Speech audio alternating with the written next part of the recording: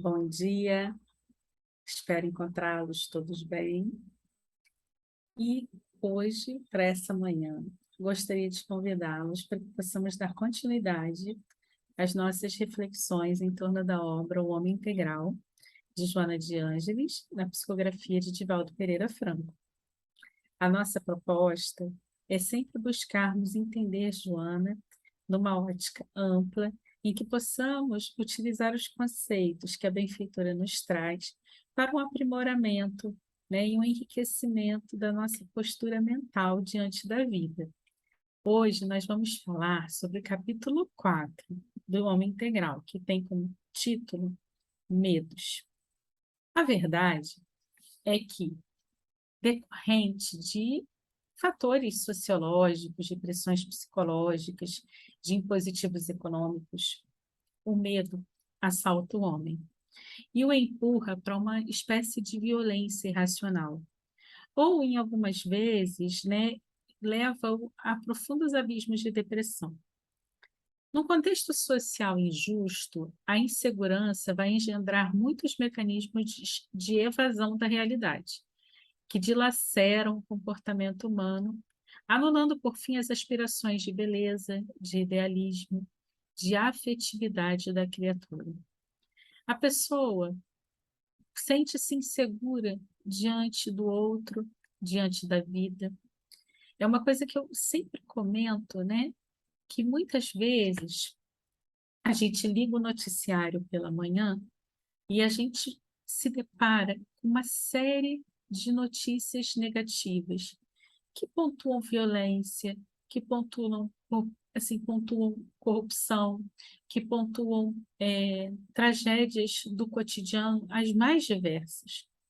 São notícias que representam uma pequena parcela da população, mas que mexem com o nosso emocional justamente nisso que é tão frágil em nós, que é a nossa segurança em relação à nossa própria vida, que é a nossa postura diante dessa vida. E aí, ao manipular e trabalhar essa nossa insegurança, gera-se essa cultura do medo, onde a gente acaba tendo uma postura diante da vida em que muitas vezes nós vamos olhar para os nossos irmãos de trajetória não como verdadeiros irmãos, mas como adversários. Vamos perceber somente aspectos negativos de suas personalidades em função de termos esse medo. Medo de sermos decepcionados, medo de sermos magoados, de sermos traídos, medos da própria violência como um todo, medos os mais diversos, né? Só que isso não favorece a vida de ninguém. E é nesse sentido que Joana coloca que, diante desses medos, nós vamos nos encarcerando cada vez mais em receios em que a gente aparentemente vai justificar, mas a gente acaba adotando, né, relacionamentos cada vez mais instáveis com as demais pessoas. E aí, com isso, a gente parece criar umas espécies assim, de ilhas individuais e grupais para onde fogem os indivíduos na tentativa de buscar algum tipo de equilíbrio, sobrevivendo ao tumulto, à agressividade, assumindo, sem se dar conta, um comportamento alienado, que também é patológico. As precauções que muitas pessoas têm para se resguardar, para poupar a família dos dissabores dos delinquentes, mantendo ali os seus haveres em lugares quase inexpugnáveis, fazem o homem emparedar-se no lar ou aglomerar-se em clubes com pessoal selecionado, perdendo a identidade em relação a si mesmo, ao seu próximo, e consumindo-se em conflitos individualistas a caminho dos desequilíbrios de grave porte. Esse parágrafo, ele nos chama ainda a atenção ao fato de que muitos de nós, né, vamos nos encontrar ali nos nossos núcleos sociais, numa tentativa de pouparmos os nossos semelhantes, os nossos amores, né, de possíveis sofrimentos, do convívio com pessoas que podem, né, gerar uma certa tensão. Entretanto, né, a gente lembra até aquela música que fala as grades do condomínio são para trazer proteção, mas será que elas não representam, em verdade, uma prisão? E eu faço uma reflexão ainda um pouco além. Eu acho que, à medida que o homem vai se percebendo como um ser integral, ele vai percebendo que se isolar dos demais não traz benefício social algum. Na verdade, é uma proteção irreal, porque ninguém sobrevive dentro das paredes, das grades de um condomínio. As pessoas precisam sair. As pessoas vão sair para estudar, para trabalhar. As pessoas não vão viver só dentro daquele círculo, só dentro daquele meio. E aí, que tipo de pessoa, que tipo de movimento essa pessoa vai encontrar quando ela sair desse espaço, né, que ela criou na tentativa de preservar seus amores do convívio com a diversidade? E a verdade é que a gente não pode ignorar que essa diversidade ela implica também na desigualdade social, em vários aspectos que precisam ser olhados com seriedade, com compromisso, com responsabilização por parte daqueles que são melhor favorecidos.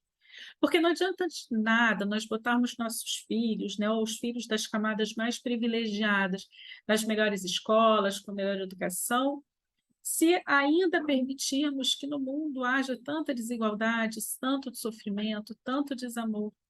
Quando eles saírem para a vida real, eles vão encontrar essas pessoas vítimas desse desamor, dessa desigualdade, que muitas vezes, em não encontrando, né, quem os acolhesse, quem lhes desse possibilidades diante da vida, vão acabar seguindo pela criminalidade e contribuindo para a desarmonia desse mundo em que vivemos. Seria muito melhor se todos nós tivéssemos lucidez para entendermos que os problemas sociais também são nossa realidade. Todos nós somos responsáveis. Não dá para a gente querer que a nossa família, que as pessoas, né, não passem pelo dissabor de ver que existem sim pessoas que passam fome, pessoas que moram na rua, pessoas que sofrem dores físicas, né? Então, a gente precisa realmente ter esse entendimento, né? Que não adianta a gente se isolar da sociedade, que isso também é um sintoma patológico. Os valores da nossa sociedade têm se colocado cada vez mais em xeque, porque eles são valores transitórios. Há uma momentânea alteração de conteúdo com perda de significado. A nova geração, né, ela perdeu a confiança nas afirmações do passado e deseja viver novas experiências a preço de alucinação, como forma escapista de superar as pressões que sofre, impondo diferentes experiências. No âmago das suas violações e protestos, do vilipêndio aos conceitos anteriores, vige o medo que atormenta e submete às sombras espessas. A quantidade expressiva de atemorizados trabalha a qualidade do receio de cada um, que cresce assustadoramente, comprimindo a personalidade até que esta se libere em desregramento agressivo como forma de escapar à construção. Quem, porém, não consiga seguir a correnteza da nova ordem, fica afogado no rio volumoso, perde o respeito por si mesmo, aliena-se e sucumbe. Na luta furiosa, nas festas ruidosas, as extravagâncias de conduta, os desperdícios de moedas e o exibicionismo com que algumas pessoas pensam vencer os medos íntimos, apenas se transformam em lâminas baças de vidro pelas quais observam a vida sempre distorcida, face à ótica incorreta que se permitem. São atitudes patológicas decorrentes da fragilidade emocional para enfrentar os desafios externos e internos. Então, quando a gente não trabalha de forma correta os sentimentos, quando nós não atribuímos, né, qual é o nosso real sentimento, o que que a gente está percebendo daquilo, quando a gente não consegue se perceber nesse mundo, dar sentido para a nossa existência, a gente muitas vezes acaba indo, né, contra a nossa própria natureza. E por mais que a gente tente mascarar isso, isso aparece de várias formas. Uma compulsão, né? Um desregramento. Isso vai acontecendo. A consumação da sociedade moderna é uma história desídia do homem em si mesmo, enlanguecido pelos excessos ou esfogueado pelos desejos absurdos. Adaptando-se às sombras dominadoras da insensatez, negligencia o sentido ético gerador da paz. A anarquia, então, impera, uma volúpia destrutiva, tentando apagar as memórias do ontem, enquanto implanta a tirania do desconcerto. Os seus vultos expressivos são imaturos e alucinados, em cuja rebelião pairam o oportunismo e a avidez. procedentes dos guetos morais, querem reverter a ordem que os apavora, revolucionando com atrevimento face ao insólito comportamento vigente. Os antigos ídolos que condenaram a década de 20 e 30 como a geração perdida, produziram a atual era da insegurança, na qual malograram as profecias exageradamente otimistas dos apaniguados do prazer em exaustão, fabricando os super-homens da mídia que, em análise última, são mais frágeis do que os seus adoradores, pois que não passam de heróis da frustração. Guindados às posições de liderança, descambaram esses novos condutores em lamentáveis desditas, consumidos pelas drogas, vencidos pelas enfermidades ainda não controladas, pelos suicídios discretos ou espetaculares.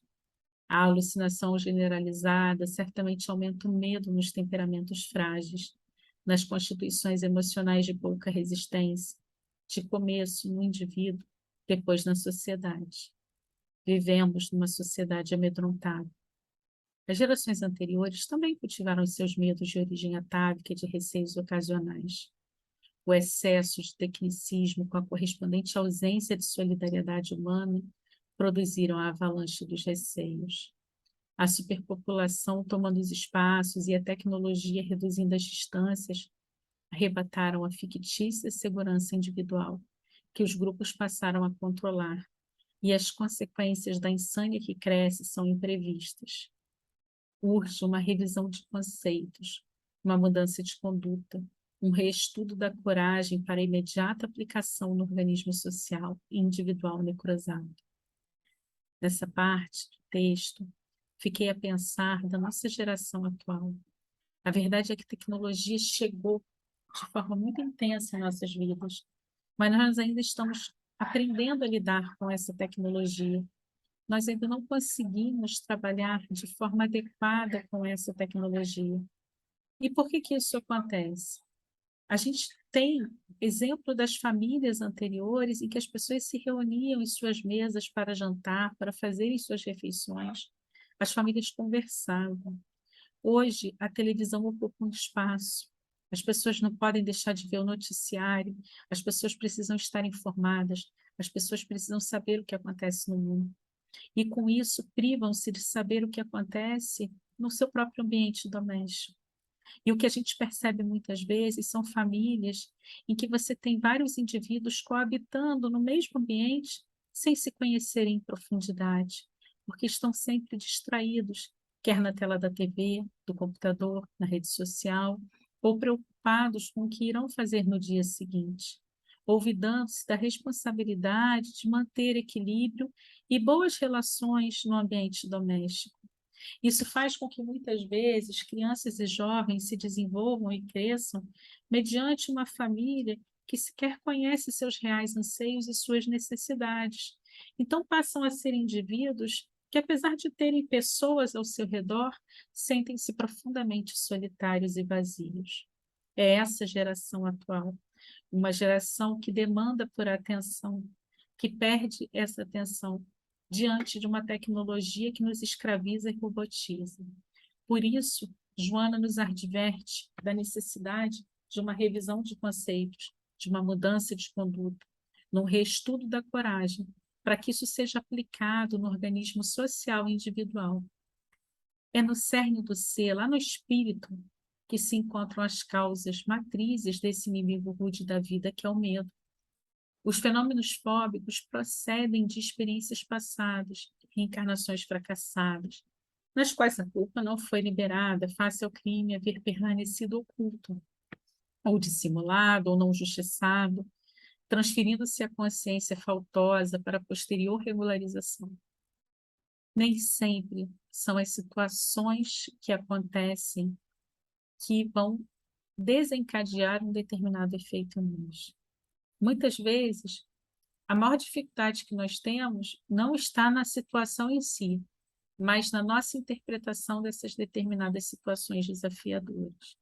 Porque nós trazemos uma bagagem dentro de nós, muitas vezes onde a culpa está arraigada, onde sentimentos negativos estão ali presos, e muitas vezes a gente só precisa que algo simples aconteça, aquele estalo, e aquilo tudo reaviva dentro de nós. Se a gente saber exatamente como ou porquê.